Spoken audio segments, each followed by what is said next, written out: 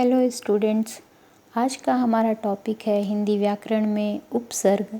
आज हम जानेंगे कि उपसर्ग क्या होता है और इसका प्रयोग किस प्रकार से किया जाता है। तो इसके बारे में चलिए शुरू करते हैं, उपसर्ग को जानते हैं। सबसे पहले उपसर्ग की परिभाषा या उपसर्ग क्या होता है इसको जान लेते हैं। वे अव्यय या शब्दांश जो किसी शब्द के पूर्व प्रयुक्त होकर उसके अर्थ में विशेषता पैदा कर देते हैं अथवा इसका अर्थ ही बदल देते हैं, उपसर्ग कहलाते हैं। जैसे हार, जिसका मतलब होता है माला। यदि हार के पहले हम प्र जोड़ दें तो ये हो जाएगा प्रहार और इसका अर्थ हो जाएगा मारना। अगर हम आ जोड़ देते हैं तो इसका अर्थ हो जाएगा भोजन, यानी आ जोड़ने पर आहार, आहार का अर्थ हो जाएगा भोजन। उपसर्ग के संबंध में एक श्लोक भी है। उपसर्गेण धात्वर्थो बलादयंत्र नीयते प्रहाराहार संहार विहार परिहारवत्। इसका अर्थ है उपसर्ग से किसी धातु का अर्थ बलपूर्वक कहीं का कहीं ले जाया जाता है। जैसे ह्री का मतलब होता है हरण करना के पूर्व अगर हम प्र, आ या संग या वी और परि लगाने से क्रमशः प्रहार, आहार, संहार, विहार और परिहार बन जाएंगे, जो भिन्नार्थ हैं, यानी कि इन सभी का अर्थ अलग अलग होता है।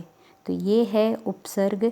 अब पढ़ते हैं हम उपसर्ग के बारे में, थोड़ा और जानकारी प्राप्त कर लेते हैं। उपसर्ग दो शब्दों उप प्लस सर्ग के योग से बना है। उप का अर्थ है समीप या सन्निकट और सर्ग का आशय होता है सृष्टि करना।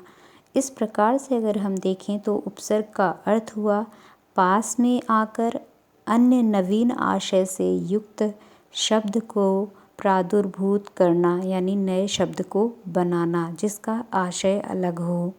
उपसर्गों के प्रयोग से शब्दों की तीन स्थितियां होती हैं। पहला है शब्द के अर्थ में एक नई विशेषता आ जाती है। दूसरा, शब्द के अर्थ में प्रतिकूलता उत्पन्न हो जाती है। तीसरा है शब्द के अर्थ में कोई विशेष अंतर नहीं होता है।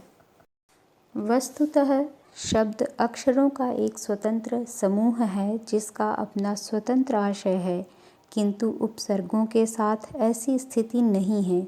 किसी शब्द के साथ सही संगति पर ही उपसर्ग अर्थवान होते हैं। अगर उनका सही संगति नहीं होती है तो उपसर्ग लगाने से कोई भी अर्थवान या अर्थ सार्थक शब्द नहीं प्राप्त होता है। उपसर्गों की संख्या देख लेते हैं। हिंदी में जो उपसर्ग मिलते हैं वे संस्कृत, हिंदी और उर्दू भाषा के हैं। इन भाषाओं से प्राप्त उपसर्गों की संख्या इस प्रकार निश्चित की गई है। संस्कृत के उपसर्ग हमारे पास 19 होते हैं, हिंदी 10 हैं और उर्दू के 12। तो ये हैं उपसर्गों की संख्या। अब हम बढ़ते हैं आगे और देखते हैं कुछ उपसर्गों को और उनके अर्थ और उसके उदाहरण, किस प्रकार से इनको उदाहरण में हम प्रयोग करते हैं। सबसे पहला है प्र का अर्थ होता है अधिक, और उदाहरण के लिए देखें तो प्रहार, प्रसार, प्रमाण, प्रकार, ये आपके उदाहरण हो गए। परा का अर्थ होता है हार या फिर अति या उच्चता। उदाहरण देखते हैं पराजय, पराक्रम, पराकाष्ठा, पराभाव, पराधीन आदि। अप शब्द का अर्थ होता है हीनता या कमी, अपमान, अपकार। इसके बाद बढ़ते हैं अगला सम का अर्थ होता है अच्छी तरह या समानता। संपन्न, सम्यक, संस्कृत, संयोग। अनु का अर्थ होता है अनुचर या पीछे। इसका उदाहरण है अनुचर, अनुकरण, अनुग्रहण आदि। अव का अर्थ होता है हीनता। इसमें अवगुण, अवनति, अवज्ञा उदाहरण है। निस या निह, इसका अर्थ होता है बाहर, निशंक, निरपराध, निर्गत, ये इसके उदाहरण हैं। दुष, दुर या दु इसका अर्थ होता है कठिन। दुस्सह, दुस्तर, दुष्कर्म, दुस्साहस, ये इसके उदाहरण हैं। वी का अर्थ अलग होना होता है या विशेष होना होता है, जैसे विशारद, विज्ञ, विवाद, विज्ञान, विदेश आदि। आंग या आ इसका अर्थ है पर्यंत या तक, विरोध। उदाहरण आजन्म, आसमुद्र, आमरण आदि। नी का अर्थ होता है निषेध या नीचे, इसका उदाहरण है निवारण, निरोध, निहत्था आदि। अति माने अधिक, अत्यधिक, अतिबल, अतिक्रम, ये इसके उदाहरण हैं। अधिकार होता है ऊपर या श्रेष्ठ, इसका अर्थ होता है, इसका उदाहरण है अधिपति, अधिकृत, अधिकारी आदि। सु शब्द का अर्थ होता है सुंदर या अच्छा, और इसका उदाहरण है सुकृत, सुकर्म, सुपुत्र। अगला है अ का मतलब होता है कमी या अभाव, और इसका उदाहरण है अथाह, अचेत आदि। भर का अर्थ है पूरा या ठीक, भरपेट, भरपूर आदि। उत का अर्थ है ऊपर जाना या पैदा होना, उत्पत्ति, उत्कर्ष, उन्नति उदाहरण है। अभी का अर्थ होता है चारों ओर या सामने, अभिमुख, अभिज्ञान, अभिनव, अभिनय आदि। प्रति का अर्थ है सामने या उल्टा, प्रत्यक्ष, प्रतिकूल, प्रतिवादी, ये इसके उदाहरण हैं। परि का अर्थ होता है आसपास या संतुष्ट, इसका उदाहरण है परितुष्ट, परिचय, परिजन आदि। उप का अर्थ होता है समीप या छोटा, और इसके उदाहरण हैं उपवन, उपकूल, उपविश आदि। उन का अर्थ होता है एक कम, जैसे 29, 49, 39 आदि। दुर्व्यवहार, दुर प्लस वी प्लस हार। सम्यवक, सम प्लस अनु प्लस अय। दुर्व्यवहार में दुर और वी दो उपसर्ग हैं।